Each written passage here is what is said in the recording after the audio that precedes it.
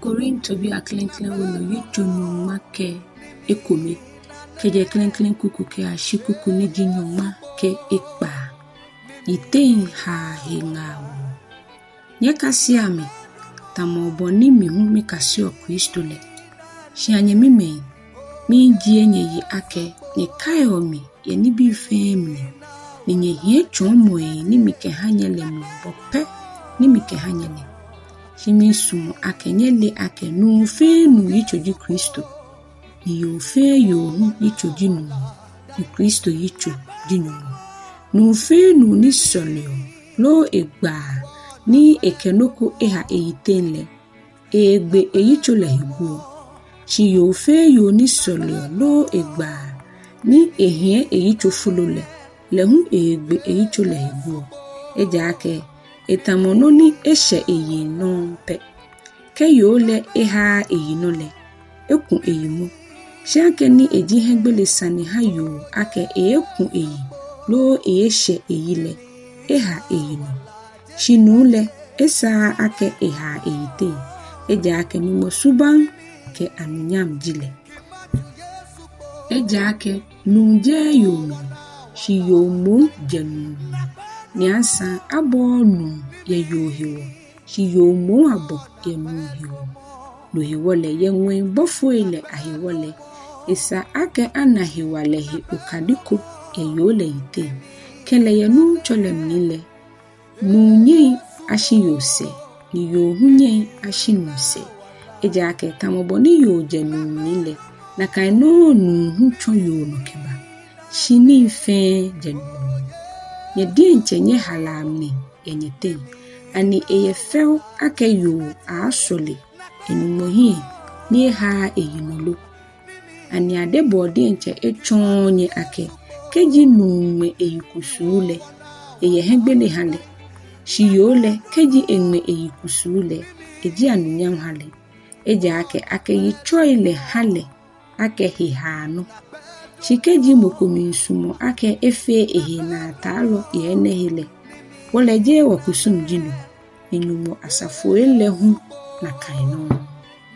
Keje kuku ni jinu ma ke pao ke ashina agwe. Nuncho niye nile. Shiagbe ni nibi ni mipachonye inye fene. Je nye yimi ke jiole. Eja ake kenye kwile. Je papa jomi. Shimo efumu.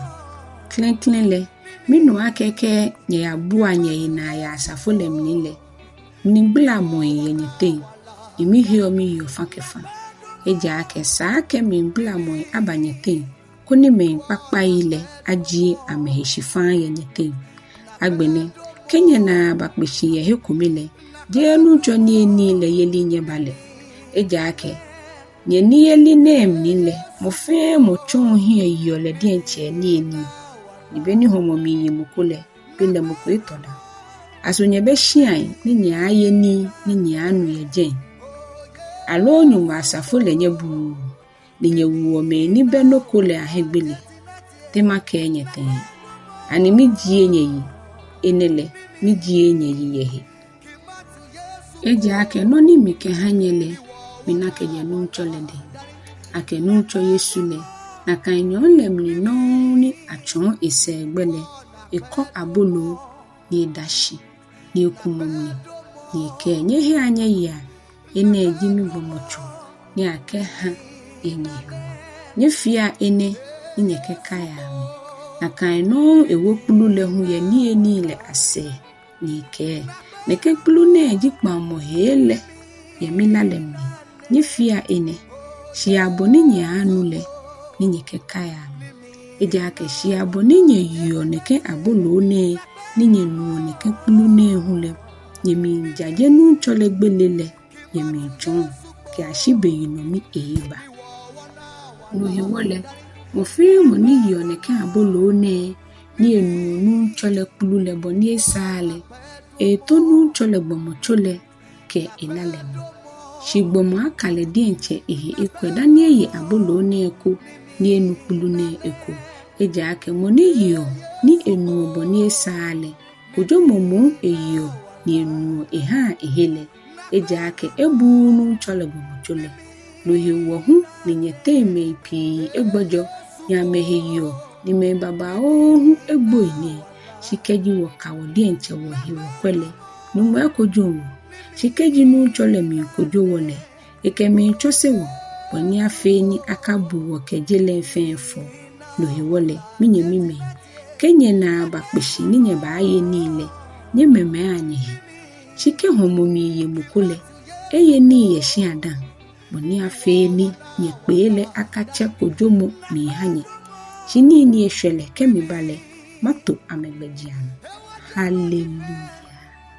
Korinto bi aklenkle wolo wicho nyomake enyo keje klenkle kuku ke ashikuku niji nyomake ekumi mumondro mokeni agbene anyemime mi sumo ake mahanyele mumoni ayinoko nele ake we ni nyejije majiabile amagai mumoyi ile awon akpulanyi kete bofenbo ni akpulanyi ahale no ewole mi anyele ake moko ewie yenyumomona ni eke ake esuji musumo ni moko nye eke ake esuji nuncho hu ake jaye wo konkron na dromo ke ni sroto shimu mokomele no ha isomo ni chumo sroto ehuye shinu chokomele no akesomo ni nuchumo sroto ehuye shinu mokomele no dimo ni chuofe yemefe am shimofe mole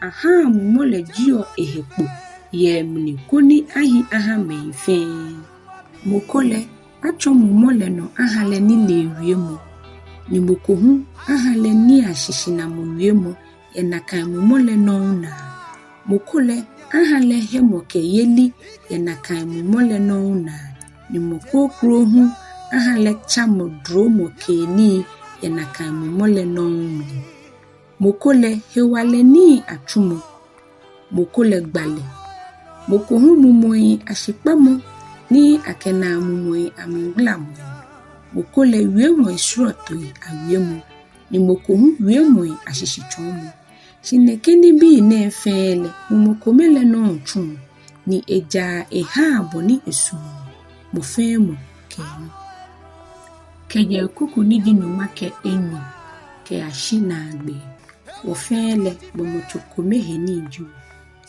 shita moboni bomochole ekomeni shi ehie ni pi ni bomochole heni pi le fe bomochokome ni le akano hu ji Kristo eja ake yuda fu eju oji hela bi eju oji nyojin eju oji ohie wo eju ofele mumokome no atwa baptist wa wo bomochokome mi wo fele umokome ake ha wonu eja ake bomochole hu je he no komeni shimo he ni pi kegina ne ake ni je ni nejimi hiwole je bomochole he ni ile kojimile ande ne hiwole je bomochole he ni ile ekojile ni keji to ehu ake ni je himwe ejimi hiwole je bomochole he ni ile ekojimile ande ne hiwole je bomochole he ni ile kojile ke bomochomu le fe le himwe nile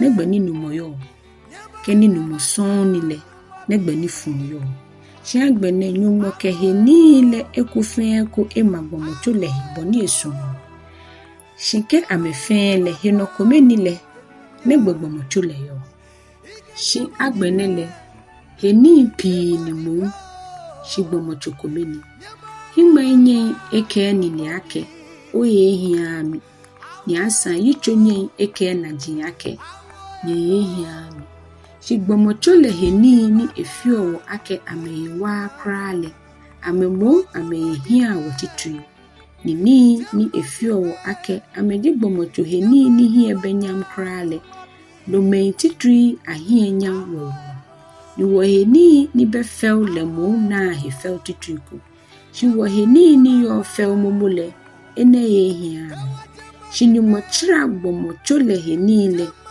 ninoni shole nokole no titri ekewo ha koni mliglamo akaba gbomochole mo shimo henile ababa amehiji pepepe Nikeji henokome minanole henile fe kelenano. Nikeji henokome hie banyamle henile fe kelenamishe. Chinyele Kristo gboma chojine. Ninyete mo fe mole ehenile ekojile. Niklenklele imo wome kome bofwe ya asafulem. Noniji enyole gbaloi. Noniji etene chondoi. Nusele hewale muchuloi. Nusele meini yo hilaya chamo hedromo keni. Yeli kebu aloi. Hienye loi. Meni ruo wiemo shotoi. Ani mefe jibofwe. Ani mefe jigbaloi. Ani mefe yo hilaya chamo dromo keni. Ani mefe ruo wiemo shotoi. Ani mefe chon wiemo ashishi. Sinyehi adwa dromo keni ni fefele ahi. Imasa machonye beni fefele. Hallelujah.